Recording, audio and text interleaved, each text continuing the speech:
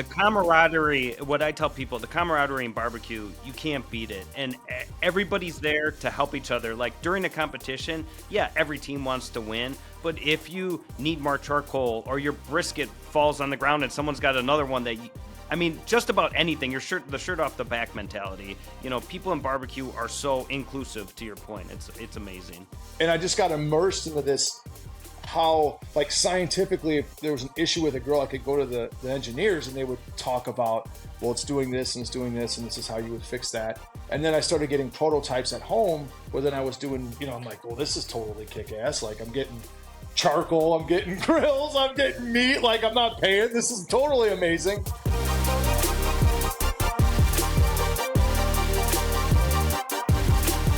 All right, guys, welcome to the Duce Raymond podcast. Today we have a very good friend of mine, Mr. Kevin Kolman. Kevin, how you doing, my man? I'm doing fantastic, Duce. Better now that we're hanging out, having a little bit of a chit-chat here. No food in front of us right now, but, you know. I know. Well, that is not usually the case when we're together, I could tell you that. There's always something cooking in the background for sure. That is true. So it feels a little naked, a little off, but it's okay. We'll work through it. We're professionals. And it's a little early, too. I feel like usually we're more like hanging out in the afternoon or something like that. Yeah, usually it's the afternoon. It was like yesterday we were like, girls had volleyball, so they left. And I was like 6 o'clock, had corn on because we were making a low-taste grilled corn salad. Beef ribs were going. Like, I didn't stop moving till like noon. And I'm like, man, I should have just went to the game and catered by the time we spent all this time moving stuff around. But it was a blast. So sometimes you do have to start early. Well, so for some of the people that might not know Kevin, he actually, what is referred to, could be the best job in barbecue. You know, when I first met Kevin, he was the Weber Grill Master. And Kevin, why don't you just talk about like how you got into that position and then what all that entailed? Because it was super interesting to me. When I first met you, I'm like, this dude's got it made. He's got the best job. It's so awesome. Yeah, it was a fun job. It wasn't like a career path that I was like, oh, I'm going to work up to be doing barbecue. It was a summer job that Bill Stephen. So George Stephen started Weber in 1952. He had 12 kids. They all worked inside the business. And so when I was going to Harper and going to Eastern, Bill Stephen, who ran manufacturing, let me work in our parts store in the summers, where I was getting like, I think at the time, like $15 an hour is really good money, like 50 hours a week. So I started learning like how to take the grills apart and put them together. And, you know, they had employee sales on Fridays. And so we would have that. And then I got done with my master's degree, and Jim Stephen, who was the CEO and chairman at the time, was like, hey, if you want to come and work for us? I'm like, nope, that's why I went to college. Like, I want to try that. Like what I went into, he's like, no, you're crazy. And so they created a position doing product training around the U.S. and some of the Caribbean islands. So I was like, oh, this is cool. So I started to learn like how we design and how you design grills from a concept to getting it to an R&D like workable grill to then mass producing it and having it out into the marketplace. And during that time, I became really good friends with Eric Schlosser, who was the head engineer at Weber, and his wife, Edna, who was what I would call, quote unquote, the original grill master at Weber. She was there 30 some years. I mean, she was the perfect definition of elegance and barbecue. Like, she would be dressed to the nines, but would be sometimes under the hood with a cigarette in her mouth, complaining about the grills. And the beauty of her was, if the grill didn't work properly, it didn't get to the marketplace. And she had that, like, between Jim Lengren and Mike Kempster, who were all running Weber at that time. If it didn't work and she went to any of them, they would either push it out a year, push it out 9 months, whatever it was. But she had that voice for the product and the brand, right? Which I thought was I don't want to so cut you important. off, but I just want to understand. So at this time, obviously it was the Weber kettles going on, and then what other things were they in development? So this was like the Weber Genesis. Yeah, the Genesis was already out. You had the smokers being redesigned. But what I enjoyed with Eric was I got to work with him on all pretty much new products that were coming out. And so I never cooked before that because I was colorblind, and so I could never tell when things were done. So it wasn't something that like it attracted me, because I was like, oh, it's so hard for me to tell when chicken is cooked or when, like red, pink, like it kind of all blends together. And so working with Edna, because she cooked every day, she just taught me temperature and time, temperature and time, and temperature and time. And so it was this perfect mix of the science of barbecue with her husband and the science and art form of how to cook stuff with Edna. And so then all of a sudden, like every day I'd get into work at 7, check blogs, go to Edna's at 10. We'd go shopping for meat. We'd cook for the R&D guys. They would pay $3 for their sides, and we would cook every day. And then I'd get back to my desk at like 3, check email, and then I'd be out of there. And I just got immersed into this, how like scientifically, if there was an issue with a grill, I could go to the engineers and they would talk about, well, it's doing this and it's doing this, and this is how you would fix that. And then I started getting prototypes at home where then I was doing, I'm like, well, this is totally kick-ass. Like I'm getting charcoal, I'm getting grills, I'm getting meat, like I'm not paying. This is totally amazing. And it just started building. And then it was, hey, because your presentation skills, you think you could go do this TV spot for us? Could you do this radio spot for us? And all of a sudden it just started becoming, now you're in New York doing stuff, you're filming with the Food Network, I've taught barbecue in 16 different countries. Like my first food show, it's funny because it just popped up from like 2012, was with Emerald and Bobby Filet, and I still have the lid that they signed for me back then. No and way. It's like, so you get to learn all these things like from Harry, and then throughout that process, you get to meet people like your uncle and you, and really truly ambassadors of this thing we call barbecue, right? Which, like, what I would say, it's probably our country's cuisine. It's what we're known for, right? You're giving me goosebumps just thinking about all that, man. It's like, unbelievable. And it's you look at what I find so like, and I've talked to you about it. When you're standing on the shoulders of giants, right? Like, you better make damn well sure you protect and insulate them as much as you possibly can. Like, you got Jim and the Stephen family making Weber. You have your uncle and your dad that did Sweet Baby Ray's. Like, you're sitting around people that built this culture of barbecue, which was inclusive. Which, like, you can find many admirable traits about your uncle, but when you look at him being successful as a businessman is one thing, right? Which I always am inspired by. But the amount of philanthropic work, the amount of things that he does for the community, for the inner city, and all these other things is like, to me, like that's the biggest legacy. That's what you get to look back for. Not everybody gets to know that, right? I was fortunate to see some of that and his generosity with my kids and everything else and what he's done for you and so many people in their backyards, right? Like, it's amazing to me. And so to be around those kind of stories and those people, like there's such a lineage there. And I think for me, that's where I draw a lot of passion and a lot of excitement and obsession about, because when you have people like that have spent time with you in your life and you have a relationship with, like, you being an ambassador of food and barbecue, like you can't really have those days that you're like being mean to people, like you just can't do it. There has to be a genuineness about you, because that's how they are as people. Right.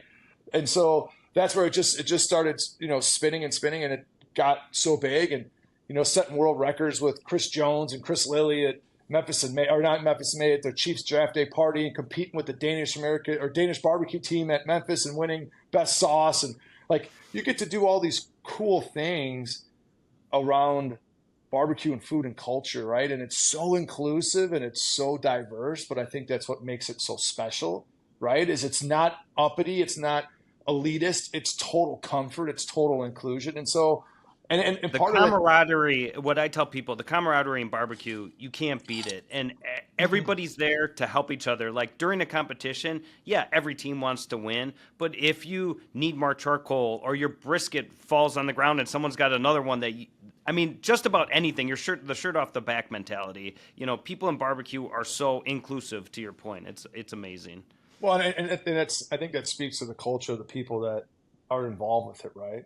And that's where I think you gravitate towards certain folk. Like, I've always been inspired by people like Harry, by Tuffy, by Chris, by you, by your uncle, by your dad, like the Steve, like all these people you get inspired that do it the right way, that I would want to try to emulate, right? Because there's other folk that do it for other reasons, and that's totally okay to get into. But I think when you're building brand, especially barbecue as a brand, being surrounded by like-minded folk, just like to what you said, that if you needed something, they would be there. Like, I remember we were talking, like my sister and my daughters love that green chili mac, right? And finally you're like, here's the recipe for it. I'm like, it's the greatest thing, because now, not that I don't want to drive all the way over and see you guys, but having it and having every time that we get to enjoy it and having you guys continue to be part of that conversation for all of us is important. That's part of the legacy. You know what I mean?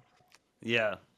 I want to bring up, so goes back probably 8 or 9 years ago, and you said you had a brand new product at Weber, and you invited me over. You said you can't tell anybody about it. You can come by, and I was like totally playing hooky from work, so don't tell Uncle Dave. But it was like I got there at noon, and immediately we're like filling our Yetis up with beer, and it was like back in the day, and you actually had the first version, or maybe it was actually the second version of the Summit there, I believe. And we were testing all sorts of stuff. We did pizzas. Yeah, We were yeah. cooking steaks. What was that process? And you guys got to understand, he had, I don't know how many grills, like 40 grills. I don't know what the number I is. mean, But we probably have about 40 now. We probably have about 50 is like a grand yeah, total. We have some showpieces that Weber's done custom Smoky Mountains for me that we have, and there's some other custom grills that we play with, and so it was such a cool experience for me to come in, see kind of the behind the scenes of some of the testing and everything, and just like I said, playing hooky from work, drinking beer at noon wasn't bad either. But well, I but mean, I think you got to have. I think like that to me, it's part of the fun, right? Because that's to me, that's what barbecue is like, why don't you come over at noon and let's talk? Like to me, I'm working and I still have the original Summit charcoal here. Like hmm doesn't look anything like the one that's out in the marketplace right now.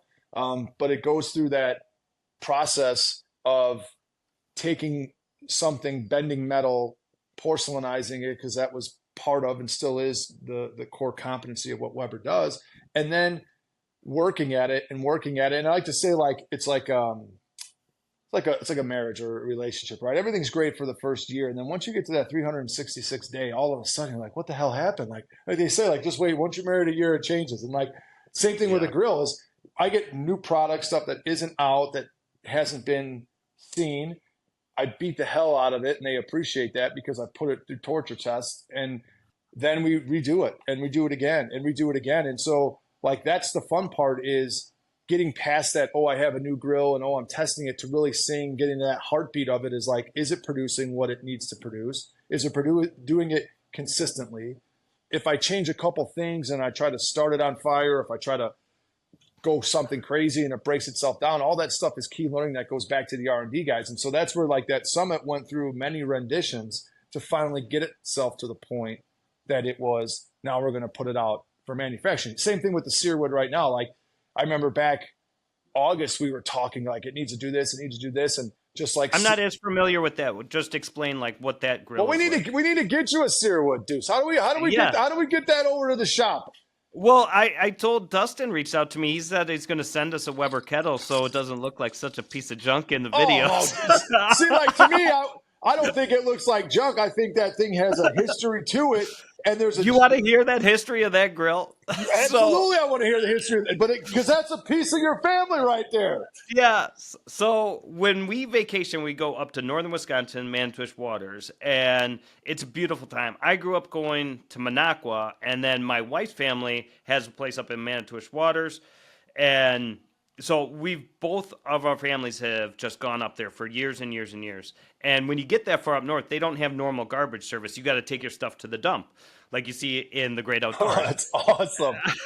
And so I'm, last day of vacation, final dump run, you got to clean up the cabin and everything.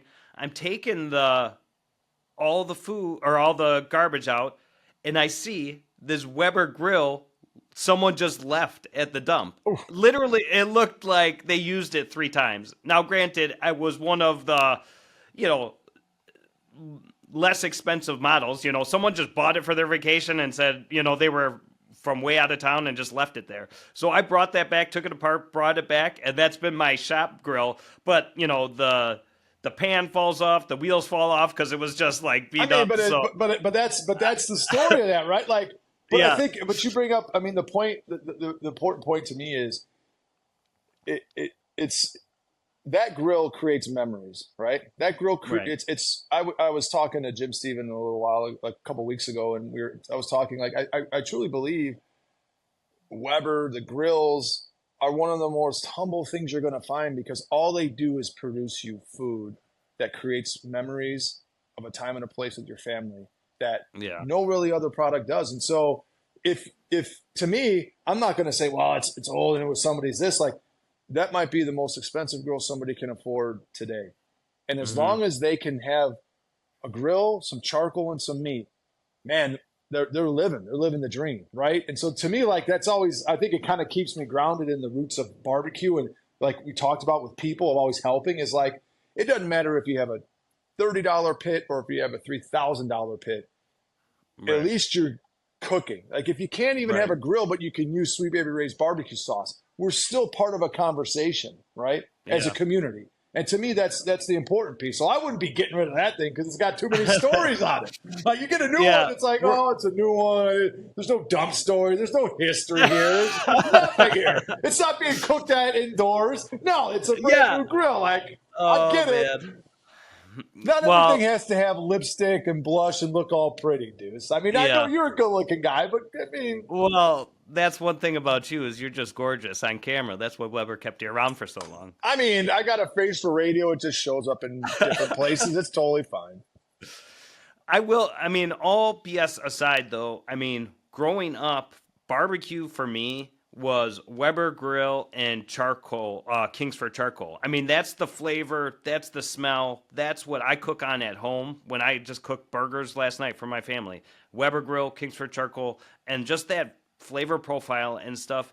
It doesn't matter if that's the best way or the most clean way or whatever. That's what's barbecue to me because that's what I remember, that flavor profile and just cooking outside on a Weber kettle. That's what makes me feel good and creates those memories and brings me back to those days when I was a kid. What was that like for you growing up? Yeah, it was. I mean, I would say the same thing for us. It was a kettle. It was charcoal. It was something that, like, I remember when we were growing up in Mount Prospect. This is right close to Prospect High School. Like, my dad had a Weber, right? And so, like the charcoal, blah blah blah. And I'd always like, even when I was doing stuff on WGN, I try to throw it in there periodically, and he used to get pissed because I would always call it the walk of shame, right?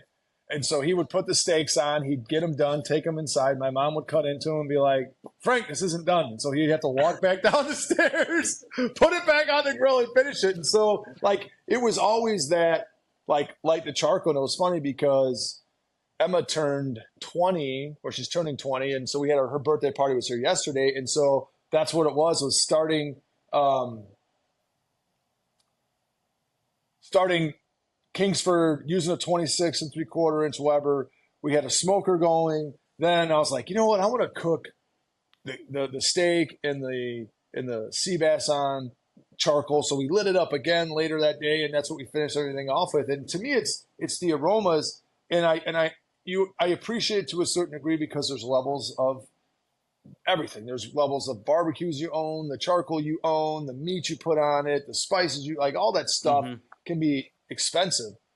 But Right. it's all, to me, it's your interpretation of the art form, right? Like Right. you have the science with the grill.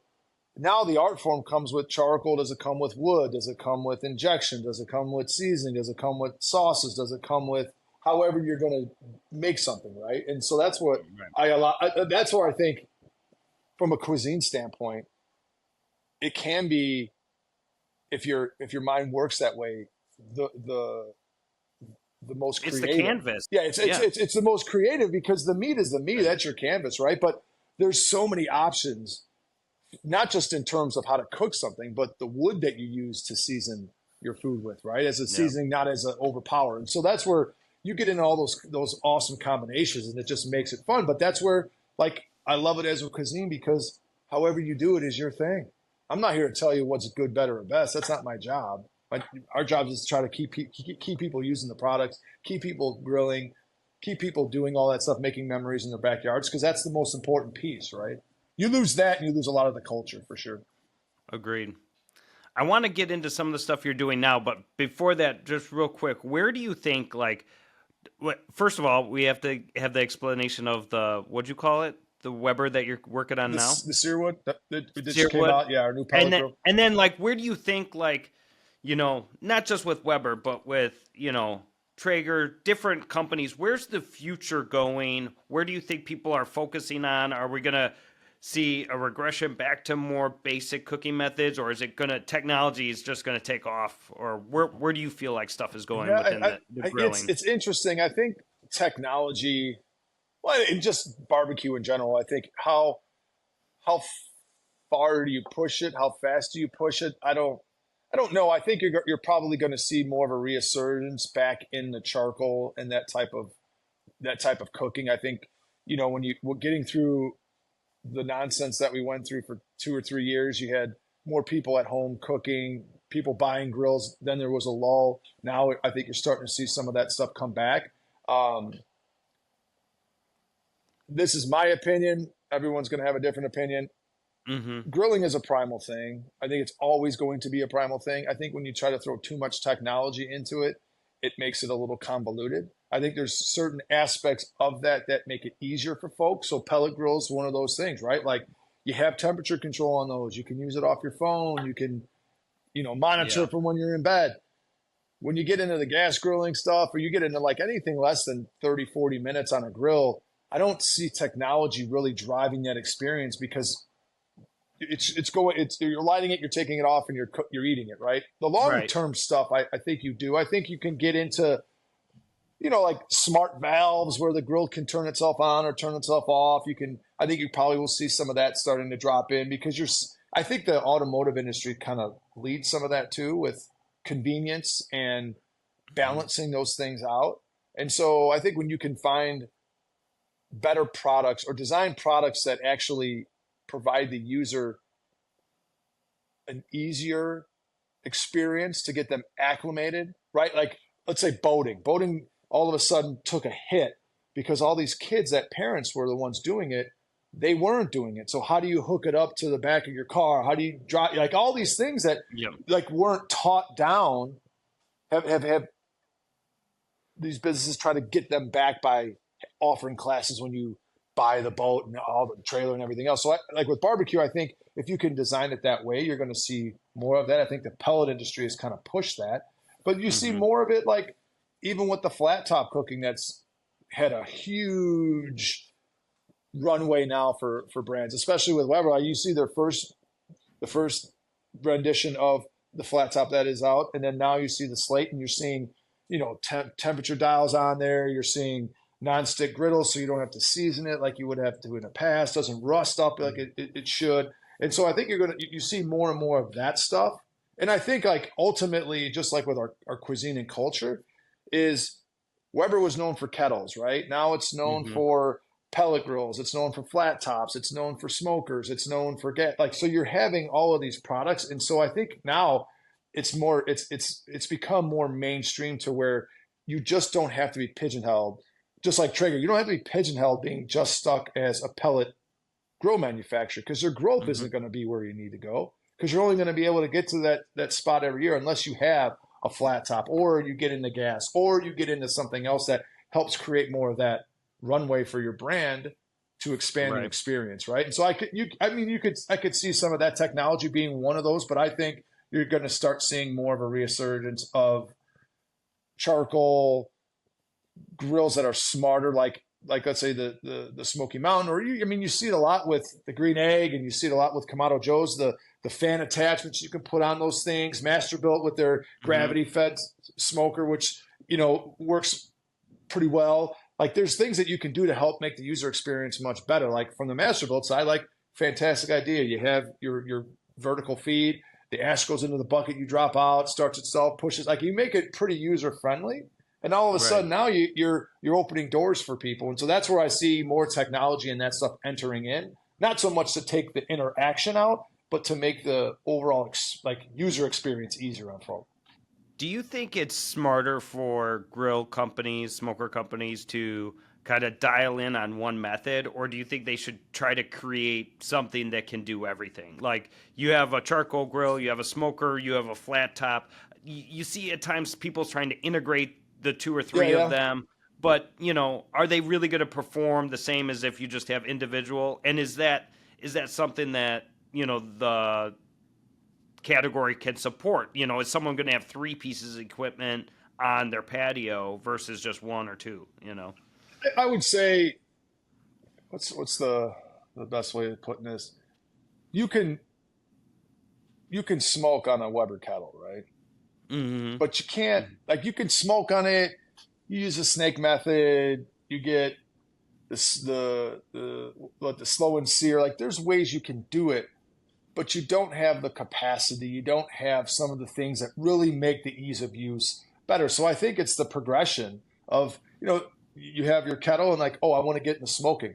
Well, if you want to race a race car, getting an SUV is not going to give you the same experience. It might have a V8 and it might go 100 and some miles an hour, but it's not going to have the aerodynamics, the sleekness, the speed of a Vet or a Ferrari or something else. And so, like, similar to golf, like, you can have a pitching wedge and that can do the job for you, but do you get a 52-degree wedge, a 56, a 60, where they're going to do different things? I think when you get more specialized and you really get into it, like, yeah, I think 2 or 3 grills is probably a good idea. I think having griddle attachments that you can put inside of your barbecues, that solves some of it. Smoker boxes and gas grills, that does solve some of it, but it's not going to give you the same experience as if you cooked on charcoal or you cooked on a smoker, right? So that's where I think, like, having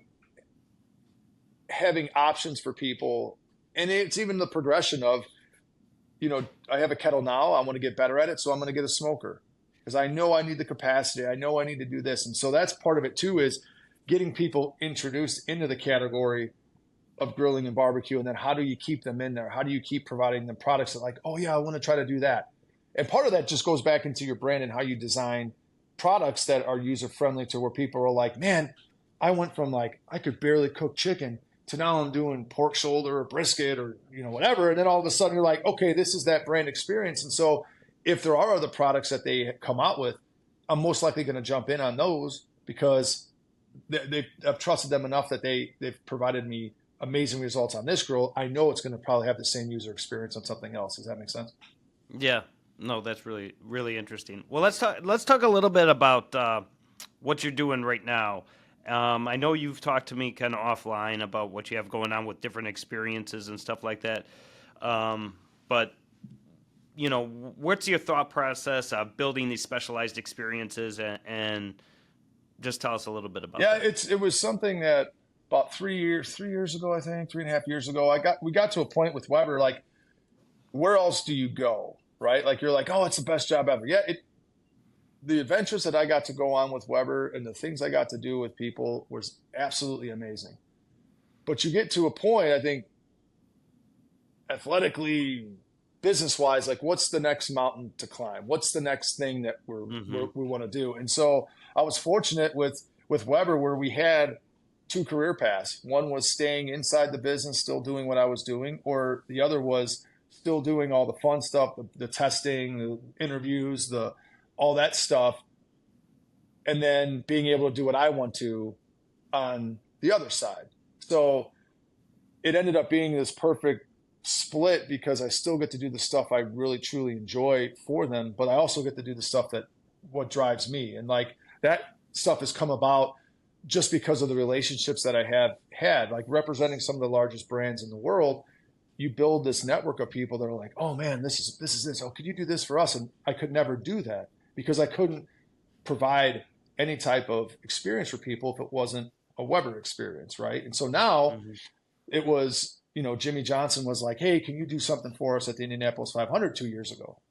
And he's like, Jimmy Johnson? The you just throw him out there like he's your neighbor or something. I mean, Jimmy, 7-time world champ. I mean, just one of the most humble, cool dudes. And so I filmed with him. We cooked 36 straight hours down in Daytona when he ran the 24-hour race down there. It was awesome. Like, we were like smoked milk chocolate, or smoked hot chocolate. It was just a crazy menu.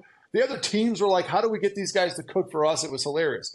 Well, he was like, hey, I'm going to be at the 500 racing. Can you come down and do a bourbon and barbecue experience down there? And I'm like, well, we're already down there because my brother's got a dental program or a dental office in Indy. And so we ended up doing a private barbecue and bourbon tasting for Jimmy and Dale Jr. and some other people. And I'm like, dude, this is just, to me, it was awesome. But that's the stuff that I love doing.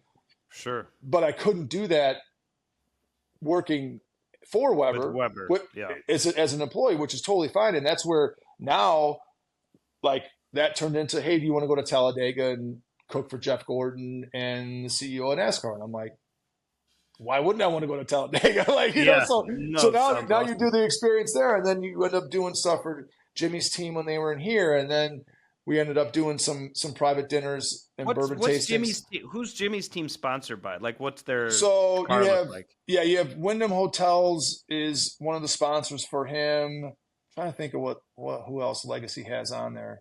I'm not 100%. He Were used you to, just down at Talladega for this last no, race? this was last October Okay. when they were racing down there, and so then we ended up going out to Phoenix for the NASCAR World Championship, their championship race, and did some stuff with Exalta and did the same kind of. And so that's where this fun stuff comes about. Where now we can take barbecue and truly do whatever we want with it for these guys, and that's part of the fun about the experience is learning from all these chefs, these pit masters down in Texas and all over the place, learning from you. Like, you take all that knowledge and you drop that into an experience where you create world-class food that people just blows their mind. But when it's done the right way, it should. But that's part of the legacy of my honoring the people that I've cooked with and cooked for and being Right. like, hey, I just want to drive a world-class experience. So I need the grills, I need the seasonings, I need all that stuff. We need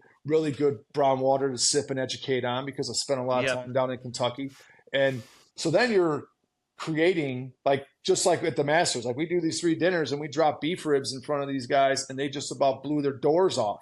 They're like, Right. but it's how I do beef ribs, not how everyone else does them. Like Snake River Farms, I've not seen beef ribs like the ones I got for the Masters that were just obnoxious. They were, I mean, big. And it wasn't like, the thing I loved about it, it's not like those 4-bone plates that the first one Yeah. sucks and then you get stuck, Right. you're like, I'm not doing anything with that thing except for I don't even know what. And so, Yeah. I mean, they were big, robust, but I slice them individually and I season them individually. So I can almost create a burn end A crust on on the steroids. whole Correct. thing. And then you slice it into medallions and it's so rich, so good. You're like, well, this is freaking off the charts. Well, when you Yeah. have the right meat and the right seasoning and the right smoker and the right education, it creates those moments in time, right? And so that's where, like, to me, that's where all the fun gets, because then you're giving people barbecue, which they already are more. They're, like we've done crazy menus where the folk come back to us and the feedback is, well, we wanted barbecue. Where was the barbecue? Where was the brisket? Where was this? Where was this? Right? And so that's where it's gotten fun because we're doing that stuff. Like, we're going to be cooking this summer for the Bears, which is going to be amazing. We usually do flights for that, but it was, we had sausage. So Billy Dumas, the sausage sensei, like, he designed us this smoked peach cobbler sausage that was absolutely freaking killer. And so we did that down at the Masters, and we finished that with an Alabama white barbecue sauce, which created this peaches and cream kind of flavor, which is something that people have never had. So, and then we had Charlie's pimento cheese sausage that we brought down for that too because of the Masters. And so that's where you try to create these unique experiences for folk that when you have a certain level of expertise and you can replicate it for them, it's where people are going where those experiences are, right? And that to me is like the fun part. Yeah, there's so much goodness in those type of experiences. For me, we've done stuff at our place, and I've gone out to like the National Barbecue Convention and done dinners for people. But the amount, it's everything you just said. When you have the right meat, the right expertise, the right smoker, and you're doing a one-on-one or just a small group of experience, the barbecue that they're getting at those things is exponentially better than anything they've had at a restaurant or their brother's backyard or something like that, because it's curated for them in that time. Correct. With this outstanding meat.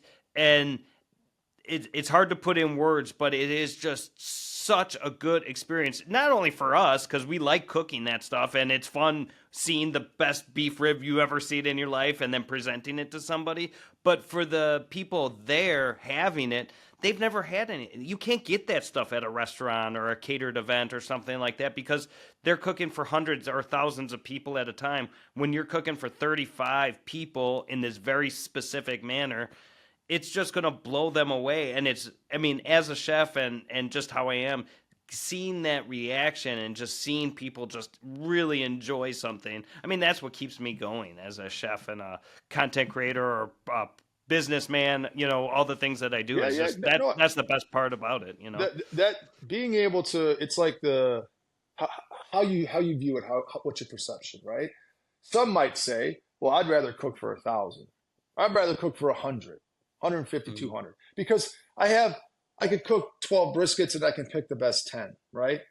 That's not Mhm. necessarily what goes on when you're cooking for those small groups. You don't have 5 or 6 or 10 briskets to pick from. You have 1 or 2, Mhm. maybe, right? Mhm. And so everything has to, you have to be so deadlocked in on that it doesn't change. And like, to me, that's the fun part is, no matter if I'm down in at the Masters at Sage Valley, if I'm in Phoenix, if I'm here, or if I'm in Japan launching the brand for Weber, the process doesn't change, right? The speed doesn't change, and that's just how you practice is how you play. Like, I don't I don't cook any differently at those places than I do here for my family. The difference being, they're a hell of a lot more opinionated than the people that you go cook for. Everybody's a judge. Like, oh, I watch this show. I'm a judge. I go, and now, like, and this is like the important stuff. Like, you're like, to your point, I love that when you take them to a different place and time, and I love that about food.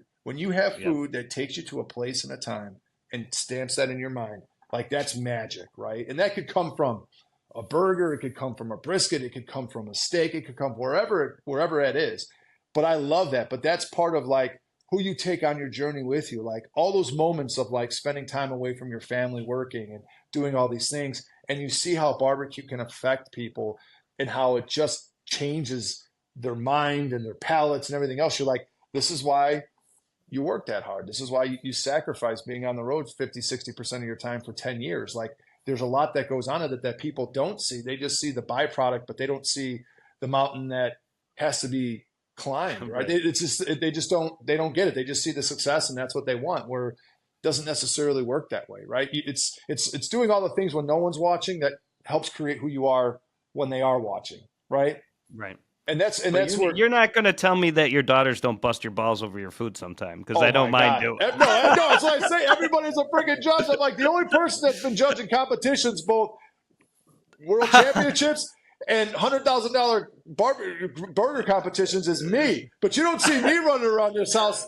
But see, that's the beauty of it, because now on Sundays, like, it was something that I was like, man, we got to figure this out. And so Scarlett was like, I want to learn how to grill. I'm like, all right, sweetheart, let's go do it. So now Sundays we try to have the kids pick a meal. So I'll take them to the store and we'll pick out produce and we'll pick out Nice. proteins. They'll pick out the seasoning and the recipes they want to do. I teach them knife skills. We teach them, like, the other day we were here cooking and Scarlett, I'm like, hey, can you get a knife out of there? And she takes it out, but she has the blade down, right? She isn't walking like this and she's not walking like this. And that's some of the stuff that, like, have to teach them. Selfishly, I'm doing it because eventually you're going to learn how to do all this stuff, and then I'm going to start coming after you because Yeah, right. you do it up for me. Like, oh, you know what? You could have done a little more of this, or you could have done something like this, and it's like, you got to be kidding me. My daughter makes a barbecue sauce last week or 2 weeks ago, and she's like, well, what do you think, Dad? I'm like, it's a little too. It was too almost steak saucious, right? A little too acidic. Yeah. And she's like, all upset about it. And I'm like, well, sweetheart, you went on TikTok and saw some silly guy making a recipe of barbecue sauce, and now this is where you're at. Like, I'm not, your dad does it for a living. Fine. You don't want to use me. You go ahead and do it. But how you slip that is now we ended up taking that and it's more of a steak sauce. So I'll use it as a binder when we grill steak. I put it on, great thing, Costco has thinly sliced ribeyes, right? And make great Philly cheesesteak out of it. So I drop some of that stuff in there to create a little bit of some zip and some tang and some acidity. And so that's where, like, it's teaching her that it might be a good sauce, just not for ribs or not, you know what I mean? Right. And so that's where now, like, I'm trying to get them more cooking and into it. So that way, one, I don't have to do it myself all the time. And two, I can now just roast the shit out of them I when know. they're cooking. Literally, you see everybody online like rating stuff 1 through 10, and oh, that's a 7 and stuff. So I'm making my daughter breakfast. It's like scrambled eggs, an English muffin, and like yogurt and fruit or something.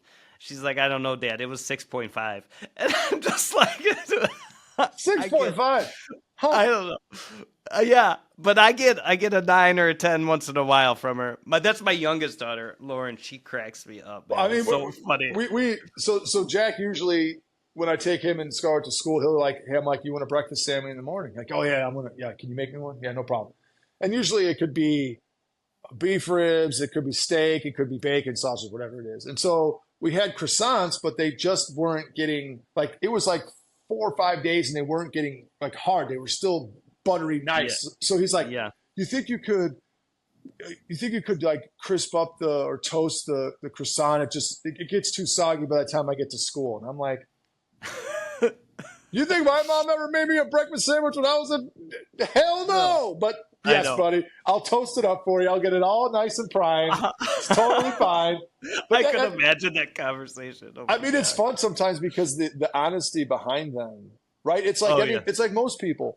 You have an opinion on it because you're not invested in it to do it yourself. And so you think that like, well, I can have an opinion because everyone else does. But then eventually you have to start doing it. And once you start doing it, then all of a sudden it's not as easy. And, you know, like we cook for them, like even now, like we cook on those Sundays for family dinner. And it's at the end like, oh, I'm tired. I'm like, yeah, but I do this every freaking meal for you guys.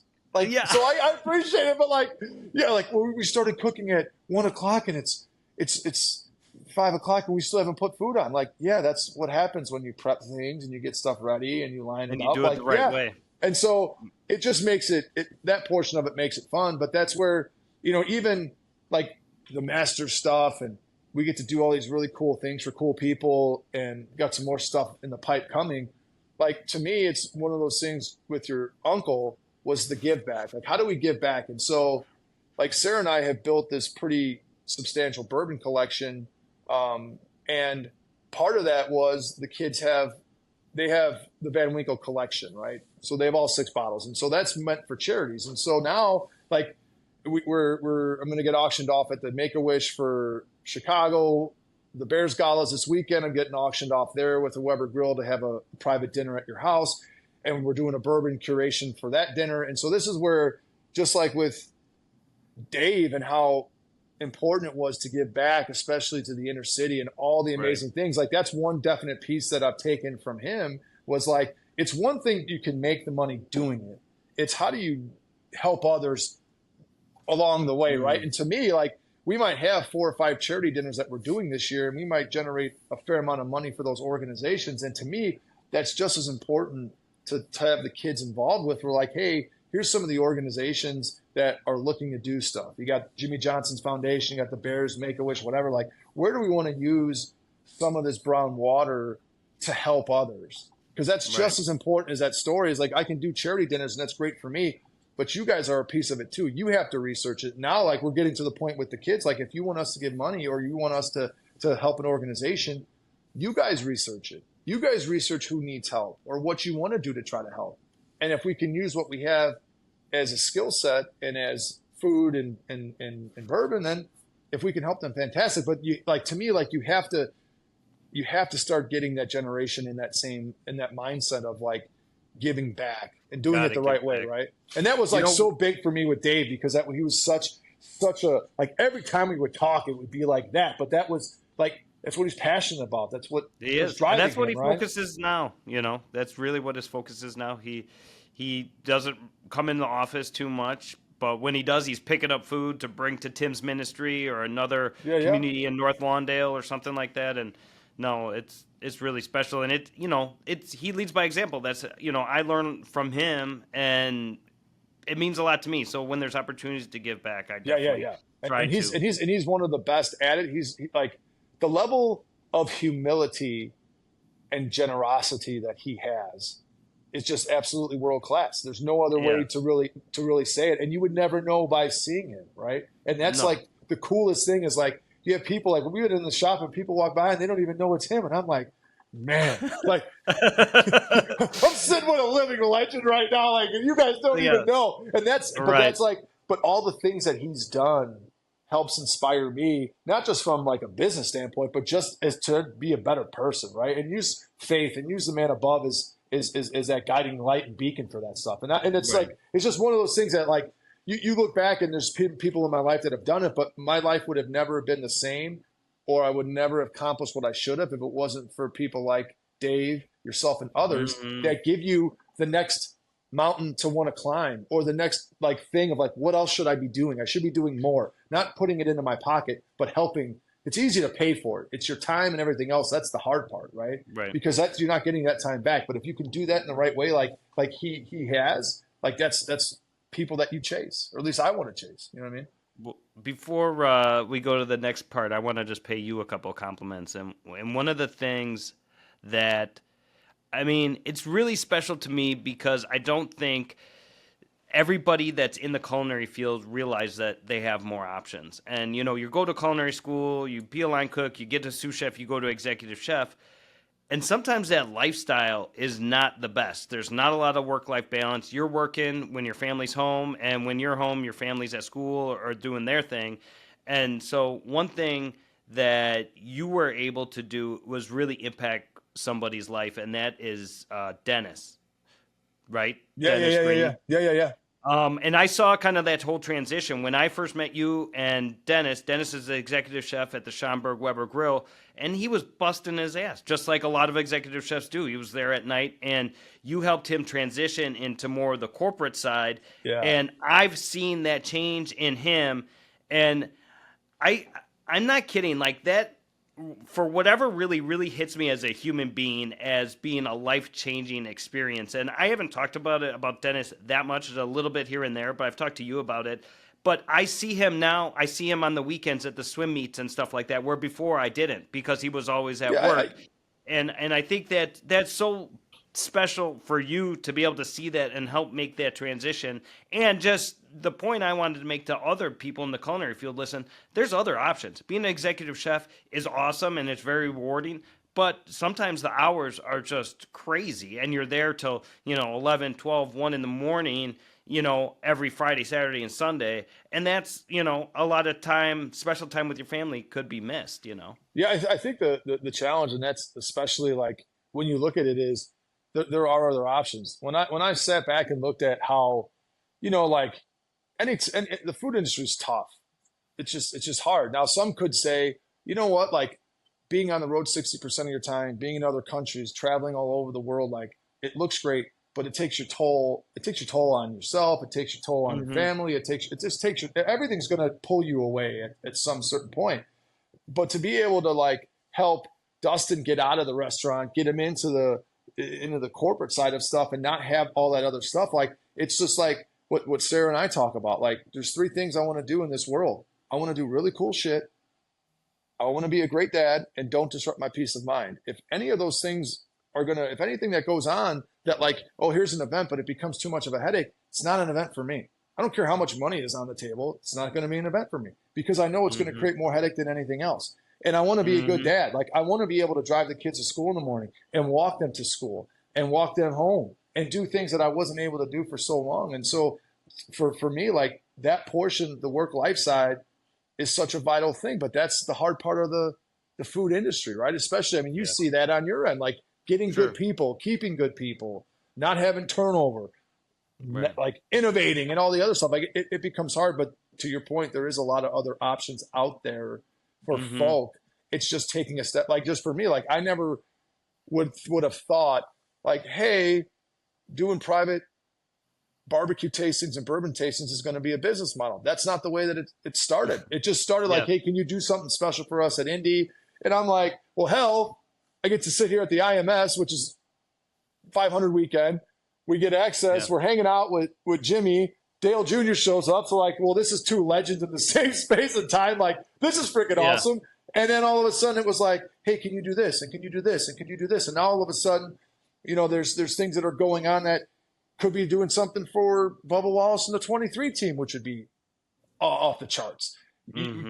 We're doing stuff for the Bears. You're doing all this other stuff. And that's where like the If importance you ever is. get asked to do something for Michael Jordan's team, you better get me involved. Oh, is that it? Yeah, you're gonna get on the Yeah, list, top of the yeah. list. I mean, we're talking about doing some stuff for Bubba and for them, and like if it works out, fantastic. It's one of those things that, like, going back to Dave, like putting faith in the man above, like he's only going to put stuff in your life that he knows you're going to be able to do it. And I couldn't be Right. the same person I am today than I was 3 years ago, 4 years Sure. ago, and that's part of the growth. And that, like, it is awkward and it is hard and it is challenging. But if you're going to sit in the same spot and just keep doing what you're doing, and there's nothing wrong with that. But for me, like, I knew there was more. I knew there was other opportunities, and I never looked at it as like this is going to be a business model, but it turned into that. So we're going to ride that. How much focus do you put on that from a mindset perspective? Do you think about having a growth mindset or taking on, new challenges and stuff like Yeah, that? I think it's hard when you look at the growth, because when you and it wasn't like what we looked at, like we're going to tap into this higher end experiential foods area and think like, oh, this is like, I need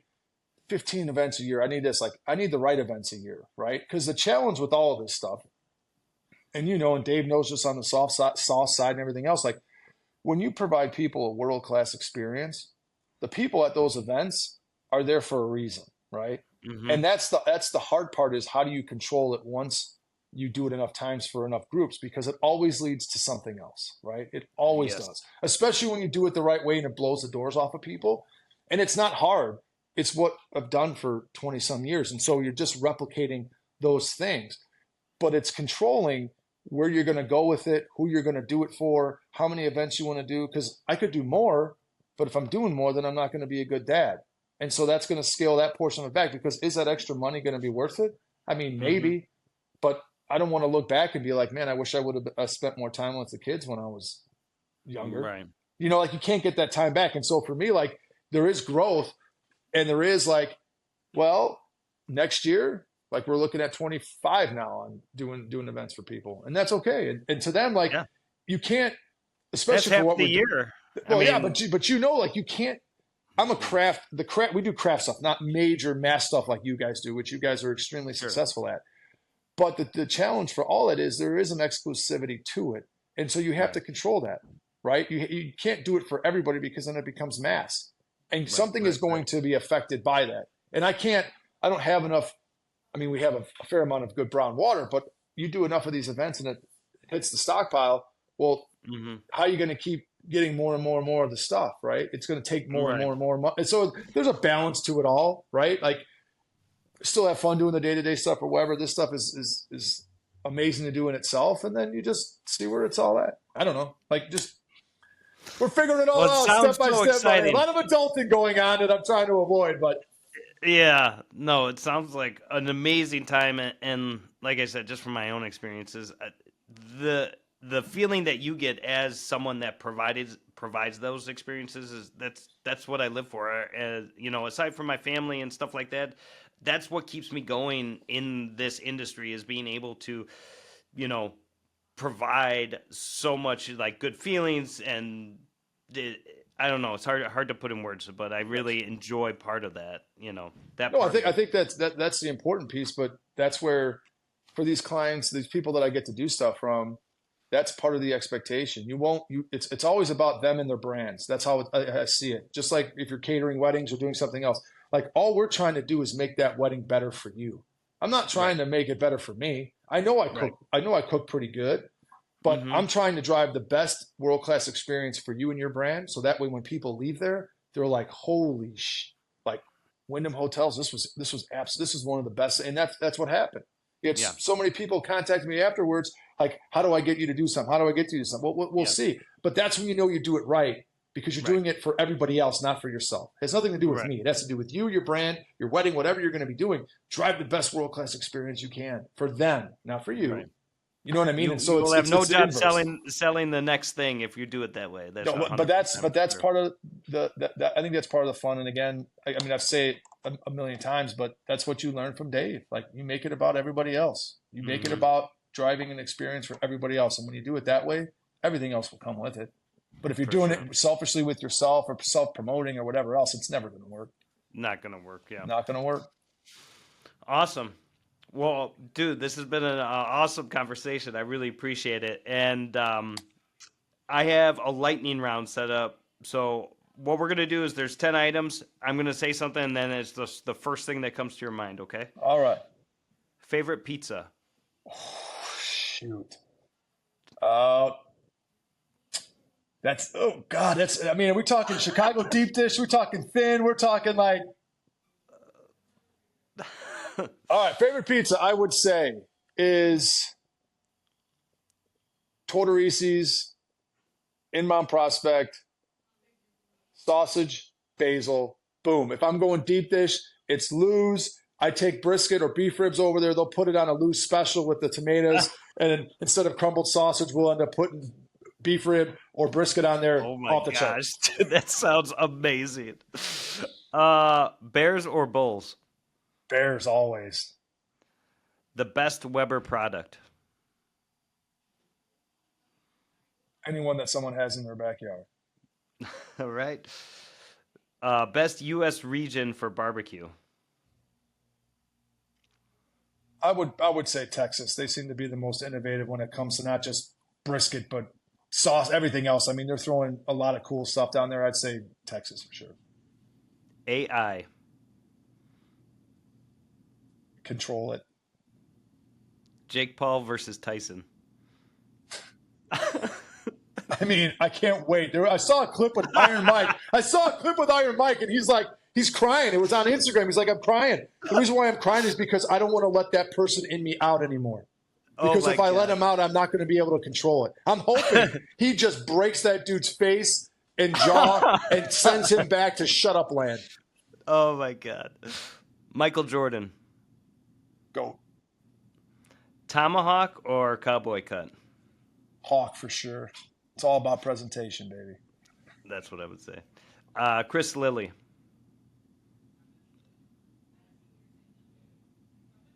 The ultimate humanitarian.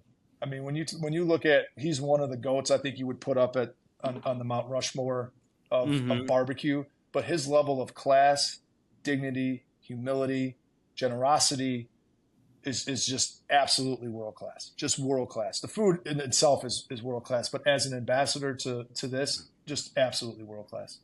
The last interview I heard with him on Greg's show was just like, I just was enamored by the way he spoke, how kind he was and thoughtful he was, and just he's a real good guy. Yeah, he's just world class. Just absolutely top to bottom world class.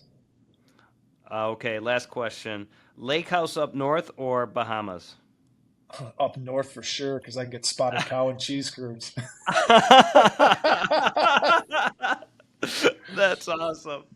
Oh man, this has been so much fun, Kev. I really appreciate the time, and we got to hang out again soon. Yeah, absolutely. Thanks for having us on. Thanks for talking, Duce. It's always a pleasure, brother. And yes, we need to hang out soon, and also get your brother-in-law. We'll have a little bit of the brown water and have some conversation. All right. That sounds amazing. Yeah, that will be a good conversation. Awesome. Looking forward to that. Always, Duce. Always. All right. Appreciate you, we'll brother. talk to you soon. All right. Bye-bye.